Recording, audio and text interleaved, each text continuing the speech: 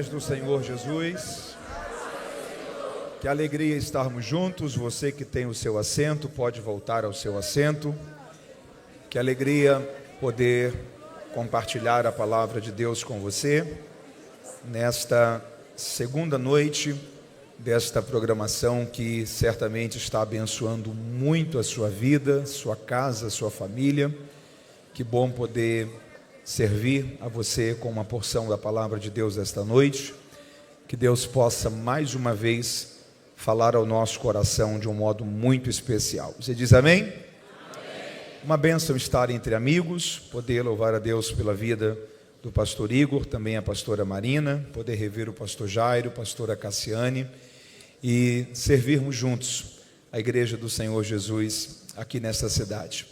Que Deus possa fazer com que cada um desses dias sejam muito, muito especiais para a sua vida e que verdadeiramente você possa acessar um novo tempo, uma nova fase de Deus para você a partir desses dias.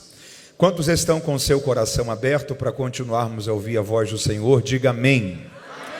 Você está com sua Bíblia? Vamos lá? Assentado como você está, abra sua Bíblia comigo no livro do Gênesis. Gênesis capítulo de número 25.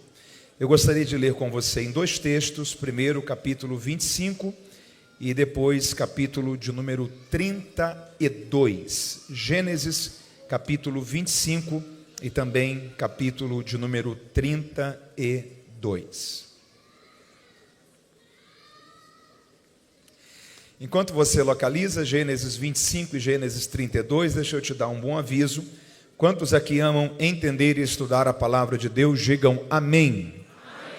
Na saída, se você desejar, você terá à sua disposição alguns livros, que eu tenho a alegria de ser o autor deles. São obras que vão te servir e abençoar muito a você e também a toda a sua família. Tem 4 títulos que estarão disponíveis a você. A primeira dessas obras é uma enciclopédia sobre a vida dos personagens bíblicos. É uma ferramenta que eu levei mais de 7 anos escrevendo ela. São quase 500 páginas. Talvez você diz assim: Mateus, eu tenho dificuldade às vezes em ler um livro de 100 páginas. O que eu vou fazer com um livro de quase 500 páginas?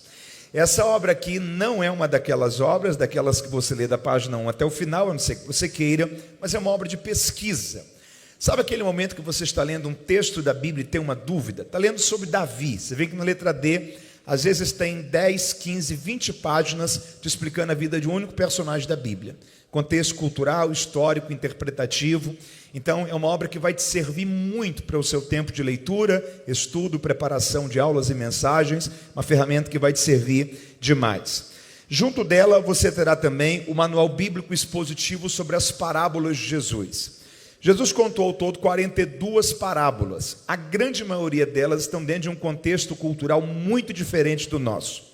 Então histórias como 10 virgens, filho pródigo, dracma perdida, são parábolas que ao lermos elas nós percebemos que é uma grandeza sendo compartilhada ali, mas muitas vezes sentimos falta de um material que nos ajude a entender e compreender um pouco melhor detalhes de cada uma dessas parábolas contadas por Jesus. Esse é um manual que vai te ajudar a entender todas essas 42 parábolas, a partir do contexto cultural daquela época, interpretativo para o nosso tempo e também exegético, trabalhando o significado dos termos bíblicos contidos em cada uma dessas parábolas. Você terá ainda, junto deles, a penúltima obra, que é o Guia do Estudante da Bíblia, que é um material que ele está em uma dinâmica de perguntas e respostas, e ele é fruto de anos de pesquisa sobre os temas mais desafiadores para a interpretação bíblica. Muitas questões, por exemplo, do contexto escatológico. As pessoas têm muitas dúvidas sobre a volta de Cristo, grande tribulação, governo do anticristo. Como que a gente entende tudo isso que a Bíblia fala sobre o tempo do fim? A vida após a morte, nós reconheceremos as pessoas no céu ou não? Muitas questões do Antigo Testamento, muita gente se pergunta até hoje, o dilúvio ele foi local ou ele foi universal? Porque a Bíblia diz que as águas do dilúvio encobriram toda a terra. Noé vivia no atual território do Oriente Médio. E você sabe muito bem que tem espécies que elas vivem apenas em uma região. Tem animais que vivem apenas na floresta amazônica, no Polo Norte, no Japão, que é uma ilha. Se o dilúvio for universal, como Noé preservou todas essas espécies que viviam apenas em outros continentes? Questões como, por exemplo, um evangelho diz que Jesus curou um cego em Jericó, no outro fala que foram dois. Um evangelho diz que Jesus libertou um endemoniado em Gadara, no outro fala que foram dois. Então são centenas de passagens da Bíblia que às vezes a gente se pergunta como que a gente entende esse texto aqui, se esse outro texto fala isso daqui. É uma obra que vai te servir muito para entender essas questões. E o último livro é minha obra mais recente publicada. O título dele é Lidere a Sua Vida. Ele é um livro publicado pela editora Vida, que é uma das principais editoras cristãs do nosso país. E ele é um livro que fala sobre as crises do nosso tempo, os dramas da nossa geração. Sobre 10 decisões pessoais e intransferíveis que apenas você poderá fazer para o seu desenvolvimento e o seu crescimento pessoal. Decisões como, por exemplo, sobre como vencer a procrastinação. Você já procrastinou alguma vez? A palavra procrastinar significa deixar para amanhã, seja pela tentativa de tentar fugir de enfrentar isso hoje, ou pela ilusão de pensarmos que amanhã será muito mais fácil. Pelo menos 80% de nós aqui essa noite temos sonhos, projetos e ideais que já éramos para ter concluído há muito tempo. Não concluímos ainda porque a gente procrastina. Como que a gente muda isso? Gestão do tempo. Você caminha com o sentimento de que o tempo está passando e você não está conseguindo fazer tudo o que era para estar sendo feito. Questões como perfeccionismo. Há pessoas que sofrem por serem perfeccionistas. Elas pensam que se não ficar milimetricamente perfeito não serviu. Por não terem entendido que aquilo que foi bem feito é muito melhor do que o perfeito, que dificilmente a gente consegue fazer. Mas como que a gente traz isso para a prática na mente da gente? Situações relacionadas à saúde emocional. Há pessoas que possuem potencial, habilidade, sabem como fazer, mas por causa das suas emoções, a sua vida está parada. Seja por causa de medos, traumas complexos, problemas relacionados ao perdão, situações que paralisam a vida da gente no campo emocional e muitas coisas em outras áreas da vida também são afetadas. Então, esse livro aqui é um autoexame, são 10 capítulos, para você passar por eles repensando como está a sua vida, as áreas que você precisa melhorar. É um livro que vai te servir muito para a sua gestão da sua vida pessoal. É um livro que, se você não estiver lendo nenhum outro livro agora, uma boa leitura para você iniciá-la já a partir de hoje mesmo. Lidere a sua vida. Ninguém vai poder fazer isso no seu lugar e o seu futuro espera que você faça isso muito bem feito. Na saída eles vão estar disponíveis a você. Você pode adquirir só 1, 2, 3 ou os 4. O valor deles, 1 é 50, 2 são 80. Levando os 4 é como se você tivesse ganhado 1. Os 4 ficam 150. Você pode parcelar ainda sem juros ou por meio do débito ou Pix. Passe lá, vai te servir, abençoar muito a você e também a sua família. Você me ouviu e entendeu? Diga amém. Gênesis capítulo 25, Gênesis capítulo 25, eu gostaria de ler com você alguns versículos a partir do versículo 19, Gênesis 25, a partir do versículo 19, a palavra de Deus nos diz assim: estas são as gerações de Isaque, filho de Abraão. Abraão gerou a Isaque, e era Isaque da idade de 40 anos, quando tomou por esposa Rebeca, filha de Betuel, arameu de Padã-Arã, irmã de Labão, também arameu. Isaque orou insistentemente ao Senhor por sua mulher, porque ela era estéril, e o Senhor ouviu as suas orações, e Rebeca, sua mulher, concebeu. Os filhos lutavam dentro dela, então ela disse: se isso é assim, por que eu estou deste modo? E foi perguntar ao Senhor.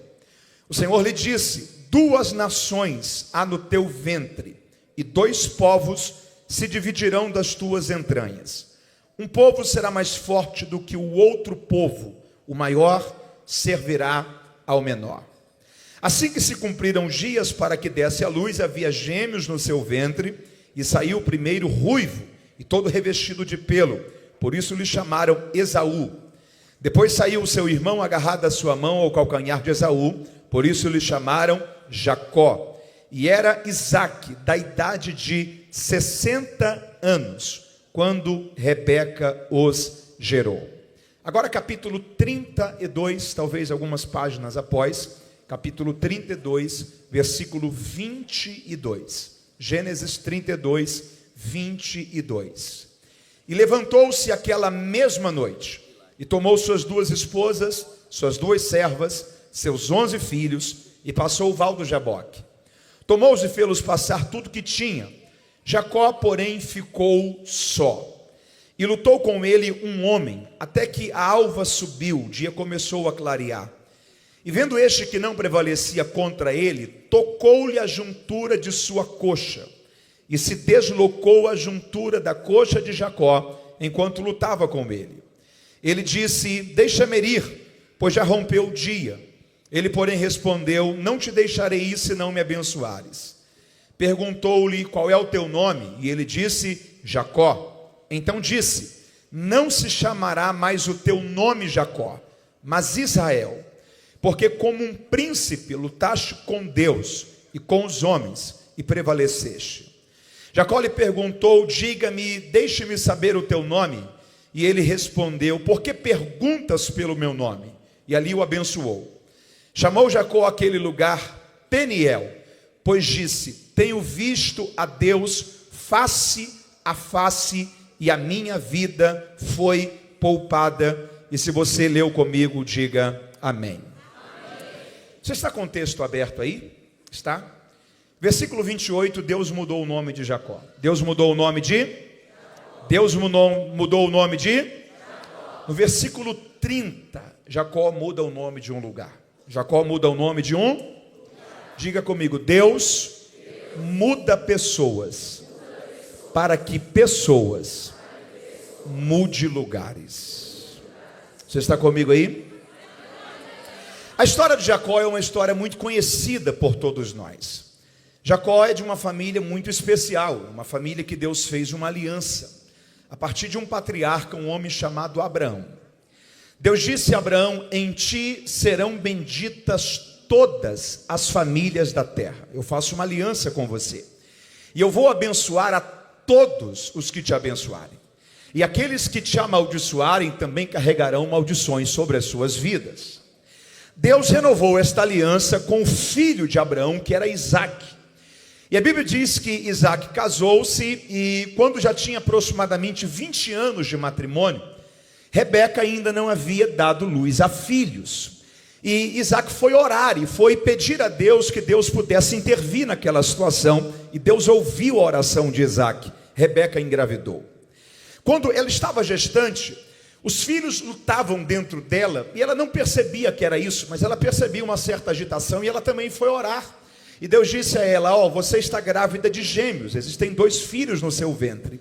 Só que Deus vai antecipar uma informação que apenas a posteridade iria saber, porque a lógica normal da vida é que o filho mais velho, o primogênito, ele tinha direito a muitos privilégios e benefícios. Quando ia, por exemplo, se repartir a herança, o primogênito tinha direito a uma porção dupla da herança. Se um pai tivesse 2 filhos e 3 alqueires de terra, o primogênito receberia 2 alqueires de terra, o outro apenas 1. Ele tinha uma porção dupla da herança, ele era líder perante os seus irmãos. Havia muitos privilégios e benefícios que beneficiavam o filho mais velho. E Deus está dizendo para esta mulher: a aliança que eu tenho com esta casa não passa pelo primeiro filho, passa pelo segundo filho, e o maior irá servir ao menor. Rebeca guardou isso em seu coração, e as crianças nasceram. O primeiro filho que nasceu chamou-se Esaú. Qual o nome dele? Esaú, porque ele nasce com uma configuração genética totalmente diferente. Ele nasce totalmente cabeludo, peludo, e por isso lhe coloca o nome de Esaú, que significa peludo. Na sequência nasce Jacó com a sua mão agarrada ao calcanhar do seu irmão, por isso lhe coloca o nome de Jacó. Nós temos muitas variantes para Jacó: suplantador, enganador. O nome Jacó no original hebraico significa aquele que agarra, por ter nascido a sua mão agarrada ao calcanhar do seu irmão.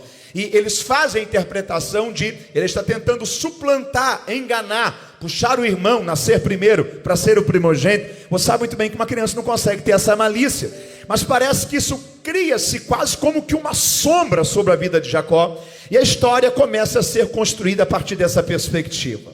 Essas crianças, elas passam por todas as fases normais da vida: infância, pré-adolescência, adolescência, juventude, crescem, desenvolvem 2 personalidades totalmente diferentes. Jacó é o filho mais de casa, era o filho mais caseiro, próximo à sua mãe, enquanto que Esaú era o filho mais corajoso, desbravador, caçador, se tornou perito em caça. A Bíblia diz que um dia, Esaú está voltando do campo. Imagine essa cena, o dia inteiro correndo sob o sol escaldante do Oriente Médio, talvez quase 50 graus Celsius de sensação térmica. Corre para lá, corre para cá, perde um animal, recupera outro ali, caça outro ali. Ele está totalmente exausto, voltando para casa. Jacó está indo ao seu encontro, e a Bíblia diz que ele tem um prato de comida na mão. Quando Esaú vê aquele prato de comida, ele diz assim: será que você pode me dar um pouco dessa comida? Ele diz: dá, eu não dou não, mas a gente pode negociar. Mas como assim negociar? Eu tenho algo que você quer e não tem, e você tem algo que eu quero e não tenho. Transfira para mim o direito à bênção da primogenitura, e eu te dou este prato de comida. Qualquer um de nós iríamos olhar para Jacó e dizer: não vale, fique com a sua comida, daqui a pouco estou em casa, tomo um banho, janto, está tudo bem, e vida continua. Só que diante disso, Esaú fez uma das declarações mais infelizes da sua vida, porque ele disse: do que me vale o direito à primogenitura se eu estou perto de morrer? A pergunta é: Esaú estava perto de morrer, sim ou não? Não, ele só estava cansado, exausto, de um dia inteiro exposto ao sol. E ele permitiu que a pressão de um momento fizesse ele negociar o que era inegociável. A partir de então, a história não está sendo mais escrita como Abraão, Isaque e Esaú. A partir de agora, a história passa a ser escrita como Abraão, Isaque e Jacó. Tudo porque Esaú permitiu que o desgaste de um momento, a pressão de um momento, fizesse ele tomar uma decisão precipitada. Deixa eu dizer uma coisa aqui para você, diante desse entendimento. A história de Esaú, ela nos deixa duas lições. Quantas lições? Duas. Ou você sacrifica o momento para não perder o futuro, ou você sacrifica o seu futuro por causa de um momento. Ou você entende que momentos passam, que circunstâncias passam, e tem situações que você tem que resistir agora, para não perder o que está preparado para você lá na frente. Ou você permite que aquilo que é passageiro e transitório traga algo permanente sobre a história da sua vida. O Senhor está dizendo ao seu coração esta noite: o que você está vivendo é apenas a pressão de um momento. O que você está vivendo são apenas as consequências de um dia inteiro exposto ao sol. O que você está vivendo é apenas o acúmulo de problemas que se ajuntaram nesse momento da sua vida. Só que momentos passam, e você não pode permitir que a pressão de um momento faça você negociar aquilo que é inegociável. Eu venho para te dizer esta noite, em nome de Jesus: aguente firme, suporte firme. Este momento vai passar, Deus vai te sustentar, e o plano dele vai se cumprir sobre a história da sua vida. Você entende isso e pode celebrar a Deus por isso essa noite. A história passa a ser mudada. A história passa a ser mudada. De Abraão, Isaque e Esaú para Abraão, Isaque e Jacó. Quer ver uma coisa? Qual o nome dos descendentes de Jacó? Você lembra? Quem são? Diga comigo: israelitas. São quem? Não eram para ser os jaconitas? Qual o nome da descendência de Esaú? Você lembra? Diga comigo: edomitas. Edom significa, sabe o que? Vermelho. Da onde vem vermelho? Esaú significa peludo. Gênesis 25:30 diz que a descendência de Esaú é chamada de edomitas, porque vermelho era a cor das lentilhas que Esaú vendeu a sua primogenitura. Alguém sempre será lembrado por aquilo que se vendeu. Você será lembrado ou pelas alianças que se construiu, ou pelos princípios que quebrou. A descendência de Jacó não se chama jaconitas, se chama israelitas, porque ele começou como Jacó, mas um dia esse Jacó teve um encontro com Deus. e o seu nome foi transformado em Israel. Deixa eu dizer uma coisa para você: você e a sua descendência não serão lembrados por princípios quebrados. Você e a sua descendência serão lembrados pela aliança que foi feita com Deus, pela história que foi mudada, pelo destino que foi transformado. Deus está te dando no começo deste ano de 2026 uma oportunidade para você corrigir a rota, mudar de postura, abandonar erros e pecados. Há uma aliança a ser construída por Deus com você, e Deus tem uma nova história para ser escrita na sua vida. Alguém que está entendendo isso e pode louvar a Deus por isso essa noite? Esaú vendeu a bênção. Algum tempo depois, sabe quem que tem um sentimento agora que está perto de morrer de novo precipitadamente? Isaac. Pelas ciências hoje, pela noção de oftalmologia que a gente tem, sei lá, talvez um descolamento de retina, glaucoma, uma catarata, o Isaac perdeu a visão. Ele ainda tem saúde, mas ele perdeu a visão. E o sentimento que ele tem é: se eu perdi a visão, devo estar próximo a morrer. E ele tenta organizar algumas coisas. Ele chama Esaú, e a Bíblia diz que ele diz o seguinte: ó, vá ao campo, pegue uma caça, prepare para o seu pai, eu vou comer essa alimentação, vou te abençoar com a bênção da primogenitura. Esaú sai. O problema é só um: quem é que está do lado de trás da cortina ouvindo tudo? Rebeca. Rebeca chama Jacó, e o texto diz que ela diz assim: ó, vá no quintal e pegue 2 cabritos. Quantos cabritos? Qual foi a proposta de Isaac para Esaú? Vá ao campo e pegue uma caça. Uma. E qual é a proposta de Rebeca para Jacó? Vá ao quintal e pegue 2. Deixa eu falar uma coisa aqui para você: cuidado com as coisas fáceis, cuidado com os resultados rápidos. Aquilo que não vale muito não também dura por muito tempo. O Jacó foi, ele pega as vestes do irmão, a mãe constrói uma história. O pai está cego, na mente do pai apenas Esaú sabe da informação. As vestes que tem o cheiro, que tem a textura, todo o ambiente construído no diálogo entre Isaac e Esaú. Jacó rouba a bênção de Esaú. Sabe o que a Rebeca está revelando aqui? Que ela não confiava completamente em Deus. Sabe o que ela está dizendo? Se eu não fizer alguma coisa, Deus não vai conseguir cumprir aquilo que ele disse lá atrás, quando ele falou que a bênção seria sobre o segundo e que o maior iria servir ao menor. O que ela estava dizendo era: se eu não prejudicar Esaú para beneficiar Jacó, se eu não fizer do meu jeito, Deus não vai conseguir cumprir aquilo que ele falou. Deixa eu dizer uma coisa para você esta noite: Deus não precisa que você coloque a sua mão naquilo que ele está fazendo com a mão dele, porque Deus, ou você confia por inteiro ou você não confia. Não tem como confiar em Deus pela metade. Se ele falou, ele é fiel suficientemente para cumprir todo o propósito e toda a vontade dele para a história da sua vida. Você está entendendo isso? Jacó roubou a bênção de Esaú. Algum tempo depois, quando Esaú chega com um prato de comida, o pai fala assim: ó, mas eu já abençoei. Não abençoou. Começa a discussão, descobre-se tudo. Jacó havia roubado a bênção do seu irmão. Esaú agora quer matar Jacó. Você conhece a história? Deixa eu acelerar aqui. Jacó tem que mudar-se para um outro país, Padã Arã, aonde o irmão da sua mãe, Labão, morava. Ele vai para lá em busca de fuga e refúgio. O problema é só um: quando ele chega em Padã Arã, ele conhece uma moça chamada Raquel. Qual o nome dela? Quando ele conheceu Raquel, aconteceu o quê? Na hora, se apaixonou. Ele chegou e falou: que moça é essa aí? Alguém falou assim: essa daí é filha de Labão. Mas qual Labão? Labão é irmão de Rebeca, mas Rebeca é minha mãe, então está tudo em casa. Ele chega para o Labão e fala assim: eu quero me casar com a sua filha. E ele diz: só tem um problema. A cultura do nosso povo é que a filha mais moça nunca pode se casar. O contexto geral aqui é que quando você vai casar-se com alguém, dentro do contexto geral, você precisa pagar uma coisa chamada dote. Qual o nome?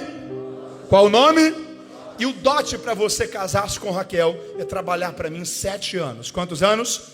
E se você trabalhar para mim 7 anos, você terá Raquel como esposa. O Jacó trabalhou primeiro, segundo, terceiro, quarto, quinto, sexto, sétimo ano. Quando cumpriu-se o dote, noite de núpcias, o Labão chama o Jacó para conversar e eles vão bebendo, e vão bebendo, e vão bebendo. O Jacó perde a sobriedade. No outro dia pela manhã, quando ele acordou, quem é que estava do lado dele? Lia. O problema era só um: a Lia não era tão bonita assim como a Raquel. Deixa eu falar uma coisa aqui para você. 20 anos, quantos anos? Quantos? Quem não ficou bonita até os 20 anos, não fica mais. Tente ser uma pessoa, gente boa, inteligente. 20 anos, quantos anos? Segunda idade, 40 anos, quantos? Quem não ficar rico até os 40, é mais difícil. Terceira idade, 60, quantos anos? Quem não criou juízo até os 60 anos, já era. A Lia não era tão bonita como a Raquel. O Jacó chega para o Labão e fala assim: ó, tem alguma coisa errada aqui no nosso acordo. Porque eu trabalhei 7 anos por Raquel e você me deu Lia como esposa. Aí sim o Labão diz para ele: ó, eu só esqueci de falar uma coisa para você. A cultura do nosso povo é que a filha mais moça nunca pode se casar primeiro do que a filha mais velha. Mas eu tenho uma contraproposta para você. Viva os dias de núpcias com Lia, depois tenha os dias de núpcias com Raquel, e trabalhe para mim mais 7 anos. Quantos anos? E você terá minhas 2 filhas como esposa. O Jacó falou: fechado. Talvez você pare e fale assim: coitado do Jacó, né? Sabe o que está acontecendo com o Jacó aqui? O cumprimento de uma lei que Deus estabeleceu sobre a humanidade, chamada lei da semeadura. Lei da... Paulo escreveu: gente, de Deus ninguém zomba, Deus não se deixa escarnecer. Tudo que o homem semear, isto também ele. 7 anos antes, Jacó havia enganado seu pai e havia enganado seu irmão. 7 anos depois, ele está sendo enganado pelo seu sogro. Talvez você pare e fale assim: Mateus, será que a vida não foi injusta? Porque se ele enganou o pai e o irmão, ele tinha que ser enganado pelo pai e pelo irmão. O que a gente precisa entender é que a lei da semeadura não é uma lei sobre pessoas. A lei da semeadura é uma lei sobre a vida. Você abençoa pessoas, a semente cai sobre a vida. É por isso que você não tem que fazer o mal a ninguém. Talvez você faz o mal a alguém hoje, nunca mais encontra essa pessoa de novo. A semente foi lançada sobre a vida, a colheita chega em algum momento. E é por isso que se você fez o bem a alguém, a pessoa foi ingrata e não te devolveu o bem, não fique preocupado também com isso. Deus levantará alguém lá na frente, que será instrumento da colheita, da bênção dele sobre você. Porque Deus não se deixa escarnecer. E tudo que o homem semear, isto também ele ceifará. Jacó está recebendo uma colheita de uma semente que foi lançada enganando o pai, enganando o irmão. Ele trabalha agora mais 7 anos. Quantos anos? São 14 anos. De repente ele chega para Labão, quando ele conclui os 2 dotes, e ele diz: meu sogro, eu preciso voltar para minha terra. Só que eu não sou mais aquele moço que chegou aqui alguns anos atrás que não tinha nada. Ele já tinha uma estrutura, esposas, filhos, servas. Eu preciso de um patrimônio para manter isso. E eu tenho uma contraproposta para você. Me deixe trabalhar mais 7 anos. Quantos anos? E todas as crias que nascerem malhadas e manchadas, permita que sejam minhas. Irmão, em 14 anos não tinha nascido quase que nada de cria malhada e manchada. Quase que nada. O Labão olhou e falou assim: quer dizer que crias puras e lisas são minhas e crias malhadas e manchadas são suas? É isso mesmo. Fechado. Sabe qual que é o problema do esperto? Ele acha que só a mãe dele pôs filho inteligente no mundo. O Jacó descobriu um jeito de colocar os animais para reproduzirem, de modo que quando eles coabitavam, olhando para varas de madeira e pedaços de telhas, todas as crias nasciam malhadas e manchadas. Não me pergunte como é que o Jacó conseguia fazer isso, mas do Jacó você também não pode duvidar de nada. Eu tenho a sensação que o Jacó ainda tem alguns descendentes perdidos por aí. Você já conheceu alguns? O Jacó, em 7 anos, enriqueceu de uma forma assustadora. Sabe o que havia chegado? O momento de Labão receber a colheita do engano dele. Porque a vida não perdoa ninguém. Deixa eu dizer uma coisa aqui para você. Você está comigo aí? Diga amém. Amém. A colheita de Jacó, a colheita de foi semeadura para Labão. Deixa eu repetir isso aqui para você. A colheita de Jacó foi semeadura para Labão.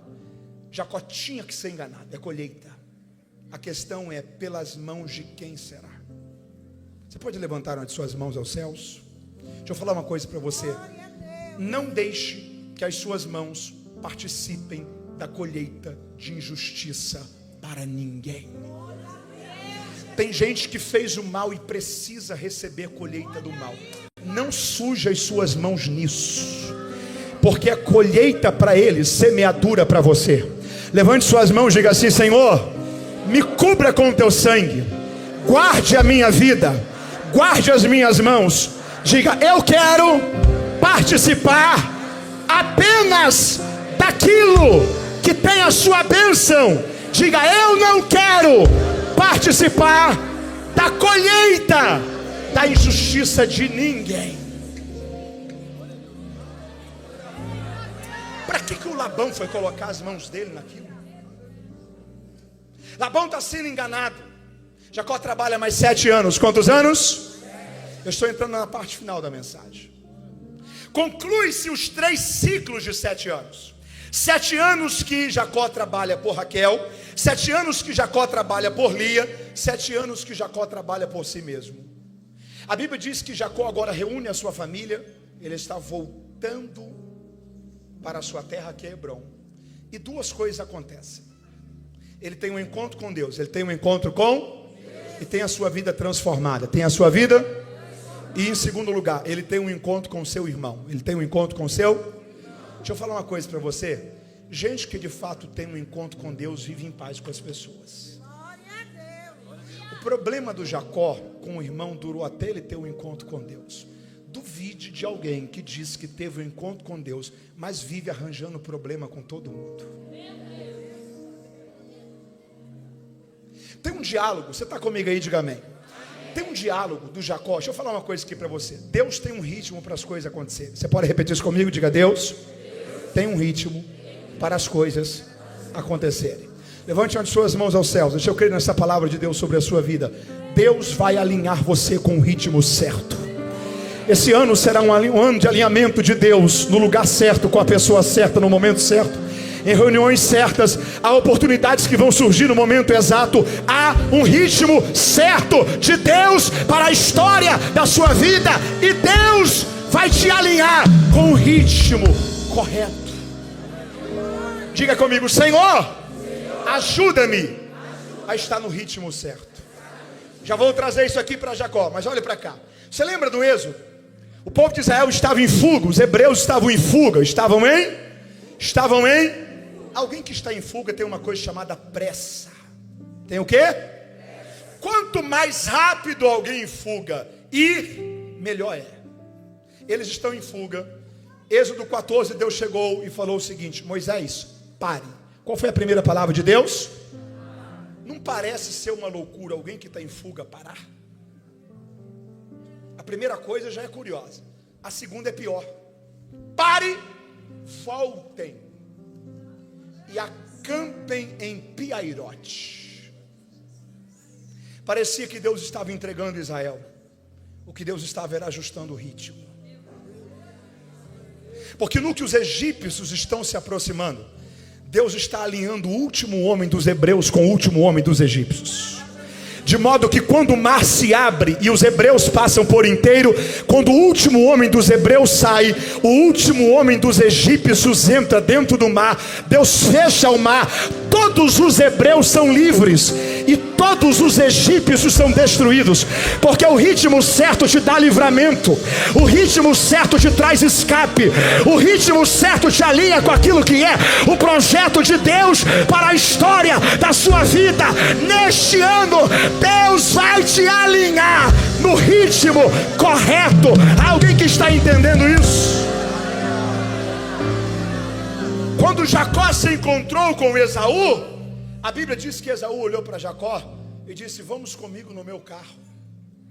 A intenção não era amar, eles já haviam se reconciliado. Vamos comigo no meu carro, vamos comigo no meu.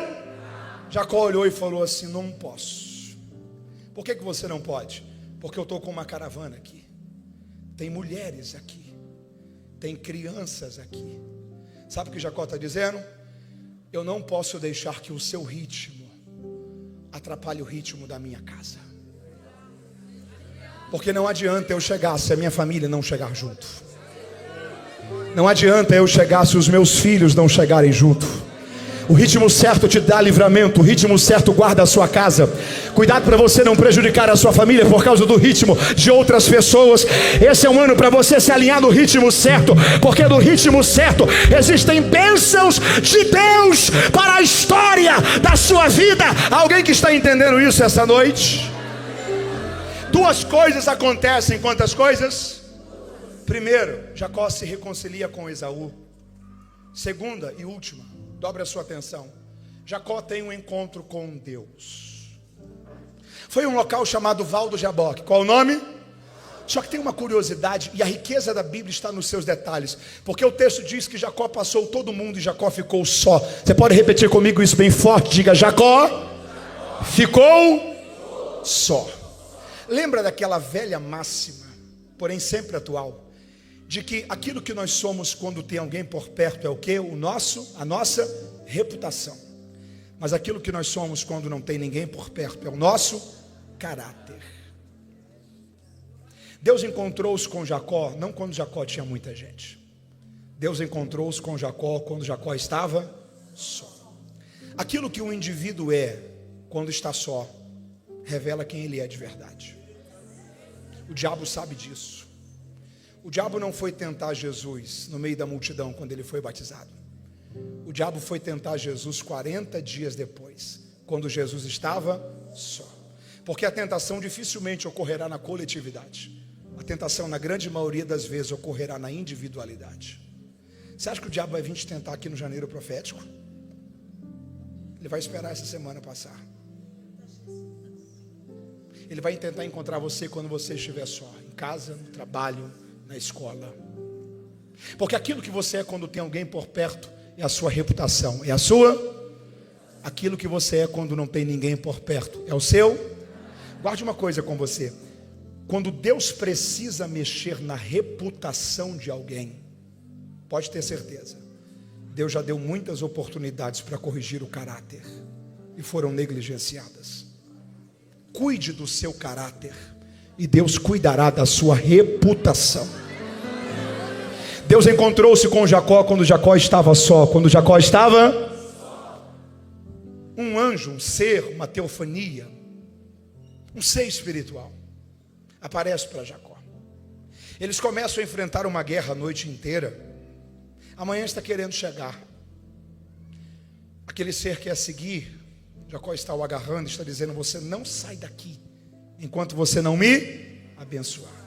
Jacó resiste, é ferido na coxa. E a Bíblia diz que desde aquele dia Jacó nunca mais andou perfeitamente, sempre andou mancando. Porque um encontro com Deus sempre muda para sempre alguma coisa na vida da gente. Amanhã está chegando mais ainda, o dia está querendo clarear. Jacó está segurando aquele ser espiritual. E ele faz uma pergunta para ele: qual é o seu nome? Qual é o seu? Qual é o seu? Essa aqui é a pergunta mais mal resolvida da vida de Jacó. Essa aqui é a pergunta mais mal resolvida da vida de... Você lembra onde foi que ele ouviu ela primeiro na Bíblia? Ele está dentro do quarto do pai. O pai está cego. Ele tem um prato de comida na mão. Ele está com as vestes do irmão. O pai percebe que alguém entrou dentro do quarto. E o pai faz uma pergunta: quem é que está aí? Qual é o nome? Ele disse o que para o pai? Esaú. Só que agora ele não está diante do pai. Agora ele não está diante de Labão. Agora ele está diante do único que ninguém consegue enganar. Qual é mesmo o seu nome?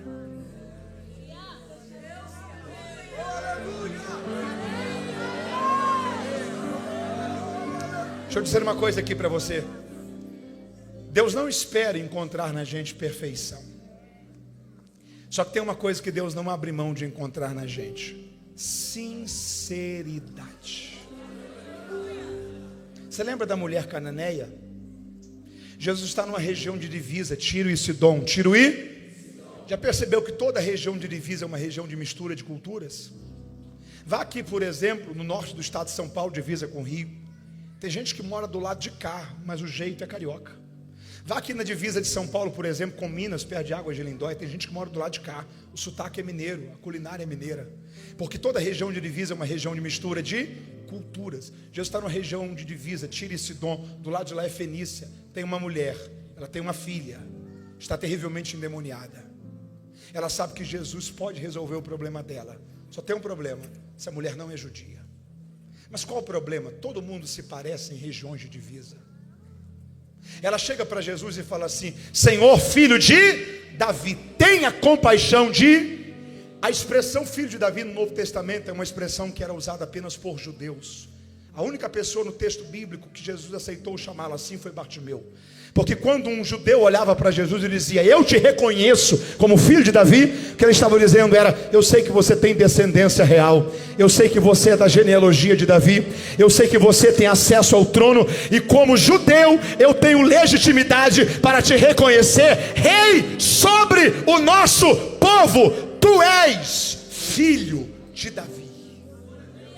O problema é que essa mulher não é judia, ela é cananeia. Só que qual é o problema?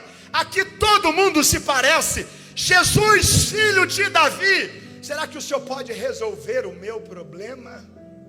Jesus olhou para ela e falou assim: mulher, deixa eu falar uma coisa para você. Eu não vim para outros, senão para os filhos de Israel. Sabe o que Jesus estava dizendo? Você não vai conseguir nada comigo por meio do engano. Você não precisa tentar mostrar ser quem você não é para agradar pessoas. Seja você do jeito que você é, e aquilo que é de Deus para a sua história vai alcançar a sua vida dessa forma. Quando acontece isso, que Jesus dá a primeira repreensão, em vez dela parar e dizer: é verdade, eu não sou judia, ela piora a situação, porque o texto diz que ela se prostrou e adorou. Se prostrou e se tem uma coisa que Jesus repugna, é adoração misturada com engano. Se tem uma coisa que Jesus repugna, é adoração aqui dentro, mentira lá fora. Adoração aqui dentro, engano lá fora. Ou nós somos de Deus por inteiro, ou a gente precisa resolver isso. Quando ela misturou aquilo que é santo, que é adoração, com a profanação do engano, Jesus olhou para ela e falou assim: mulher, não é justo que eu pare de alimentar filhos para alimentar cachorrinhos.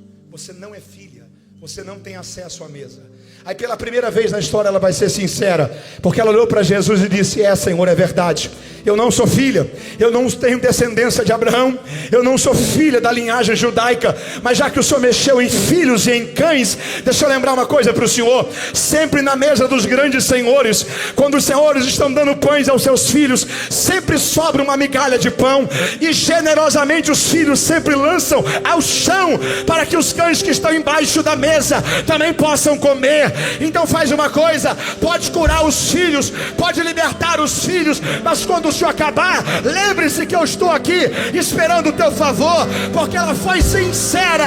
Jesus olhou para ela e disse: mulher, nem em Israel eu encontrei tanta fé, pode voltar para casa, a sua filha já está liberta, porque onde há sinceridade, há milagre da parte de Deus. Você pode celebrar a Ele por isso nessa noite. Qual é mesmo o seu nome? Senhor, o meu nome é Jacó. O meu nome é? Então não te chamarás mais Jacó, mas você irá se chamar Israel, porque você lutou com Deus, você lutou com os homens, e você prevaleceu. Sinceridade gera também transformação. Você está entendendo esta palavra? Por gentileza, esteja em pé se você pode, em nome de Jesus. Deus sabe que não há perfeição em você, só que Ele espera esta noite encontrar sinceridade, um coração contrito, quebrantado. Guarde uma coisa com você. Você está me ouvindo? Diga amém. O problema não é nascer Jacó. O problema é não ter um encontro com Deus e se formar um Israel.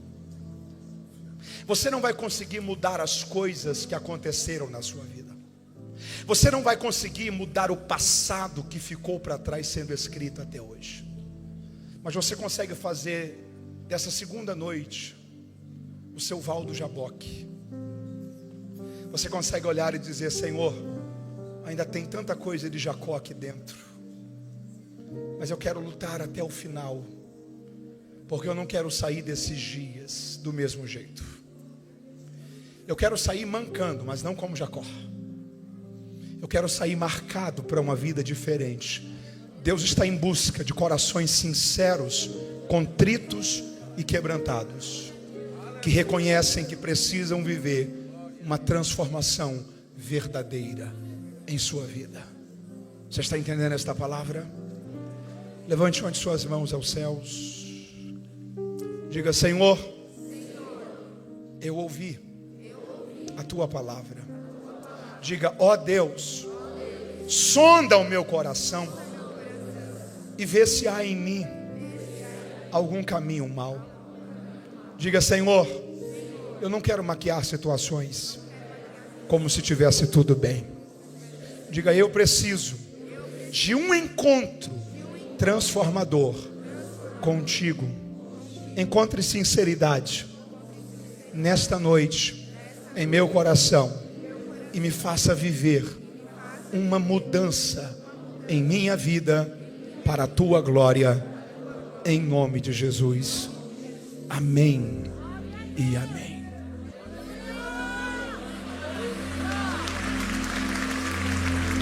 Deixa eu dizer uma última coisa a você. Eu preciso, com você ainda em pé, falar nesse momento especificamente a você que ou está distante dos caminhos do Senhor, ou precisa renovar uma aliança com Deus.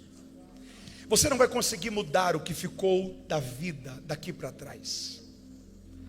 Você não precisa também se culpar de um passado de Jacó, mas você não pode levar a culpa de ter tido a oportunidade de ter um encontro com Deus e se negado, ser transformado em Israel.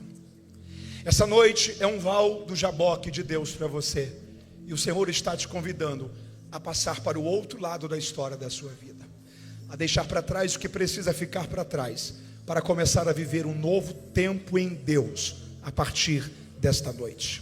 Você está me ouvindo? Diga amém. Nós precisamos orar neste momento por você que ou está distante dos caminhos do Senhor, ou precisa refazer, renovar sua aliança com Deus. Essa noite é momento de voltar. Aonde está a primeira vida para Cristo desta noite, deste culto? Dê um sinal com uma de suas mãos. Nós queremos orar por você neste momento em nome de Jesus. Há alguém que está distante dos caminhos do Senhor, que veio a este culto esta noite, mas que a sua aliança ainda está rompida, quebrada, que você sabe que do jeito que está não agrada ao coração de Deus, e o Senhor está te convidando a passar esse val para o outro lado, a passar essa fase para um novo tempo, a entrar em um novo tempo de Deus para a história da sua vida. Eu estou aguardando a primeira vida para Cristo desta noite. Você está me ouvindo? Diga amém. Carinhosamente dá um sorriso bonito a essa pessoa que está do seu lado. Pergunte se ele ou ela já entregou a vida a Jesus. Toda a igreja, por favor, na galeria também, pergunte a quem está ao seu lado se ele ou ela precisa fazer uma decisão por Cristo. Faz convite a ele, faz o convite a ela. Pergunte se ele ou ela precisa fazer esta decisão essa noite. Se do seu lado há alguém que precisa fazer essa decisão por Cristo, se ofereça a trazê-lo, a vir com ele, a vir com ela, a conduzir esta vida a Cristo. Aonde está a primeira pessoa para Cristo desta noite? Nós estamos esperando você. Não importa quão distante você tem vivido, quão longe daquilo que você sabe que é o caminho de Deus para a sua vida você tem estado, o Senhor te convida esta noite a mudar a rota, a corrigir a história e a viver um tempo novo de Deus para a sua vida. Me parece que está chegando um jovem. Você pode louvar a Deus pela vida dele. Que Deus abençoe, que Deus te abençoe, que Deus te abençoe. Que um tempo novo de Deus se inicie sobre a sua vida. Que Deus abençoe você, sua família, sua casa. que um futuro novo de Deus esteja começando para a sua vida. Um futuro muito melhor, de paz, de alegria, de crescimento, prosperidade sobre a sua vida, em nome de Jesus. Há uma segunda vida para Cristo esta noite? Se há, nós estamos esperando você no altar. Ajuda-nos a identificar se você está vindo com uma de suas mãos. Aonde está a segunda vida para Cristo esta noite? Ouça isso. Só sabe a falta que faz Jesus em uma casa quem cresceu em uma casa que Jesus não estava nela. Só sabe a falta que faz Jesus em uma casa quem cresceu em uma casa que Jesus não estava nela. Você que é pai e mãe, é mais do que uma decisão sobre você, é uma decisão sobre os seus filhos, é uma decisão sobre a sua família, sobre as pessoas que você mais ama. É um novo destino sendo construído para a história da sua casa a partir desta noite, em Cristo Jesus. Não brinque com o futuro, não brinque com o destino daqueles que você tanto ama. Venha renovar uma aliança com Deus em sua família esta noite. Eu estou esperando a segunda vida para Cristo deste culto. Aonde você está? Está chegando a segunda vida para Cristo? Você pode dizer mais uma vez, glória a Deus? Que alegria vê-la fazer essa decisão. Que Deus a abençoe. Que Deus abençoe sua casa, sua família, o seu futuro, em nome de Jesus. Há uma terceira vida para Cristo esta noite. Aonde você está? Eu espero você um instante mais. Se você está na galeria, eu espero você um instante mais. Ajuda-nos só a saber aonde você está. Sinalize com uma de suas mãos que você está chegando. Nós estamos aguardando você para orarmos juntos neste momento. Há um tempo novo de Deus sobre a história da sua vida. Há mais alguém? Há uma terceira vida para Cristo? Se há uma terceira vida para Cristo, nós ainda aguardamos você um instante mais. Não importa quão longe você esteve, quão distante o seu coração foi, ou quão terrível foram os locais que os seus pés pisaram. A graça de Deus te alcança nesse estado, te limpa, te restaura, te perdoa. O amor de Deus te alcança, te dá uma nova chance, te faz viver um novo momento na sua vida. Pergunto pela última vez: há mais alguém que esta noite ouviu esta palavra e percebe que a sua história também precisa viver uma transformação, como a história de Jacó? Se há, eu pergunto ainda mais esta vez: aonde está você? Venha a Cristo esta noite. Venha a Cristo esta noite. Enquanto você vem, nós ainda esperamos você. Enquanto você vem, nós pedimos que toda a igreja estenda as mãos para cá. Estenda as suas mãos para cá. Que Deus abençoe este jovem, esta moça. Vocês estão ganhando uma família espiritual a partir desta noite. Estenda as suas mãos, toda a igreja. Senhor, nós oramos com eles, nós os abençoamos. A tua palavra diz que para isso se manifestou o Filho de Deus, para desfazer todas as obras do diabo. E nós oramos o poder desta palavra sobre essas vidas. Abençoamos eles, suas famílias. Pedimos ao Senhor que todas as maldições sejam canceladas. Tudo aquilo que foi dito, desejado, projetado contra eles, contra a família deles, contra a vida deles, que seja repreendido e neutralizado pelo poder que há no teu nome, em nome de Jesus. Senhor, nós oramos o poder desta palavra sobre essas vidas, e nós os abençoamos e declaramos que a melhor fase da vida deles começa a partir desta noite, em tua presença. A igreja que assim concorda, diga amém. Deus os abençoe em Cristo Jesus. Amém e amém.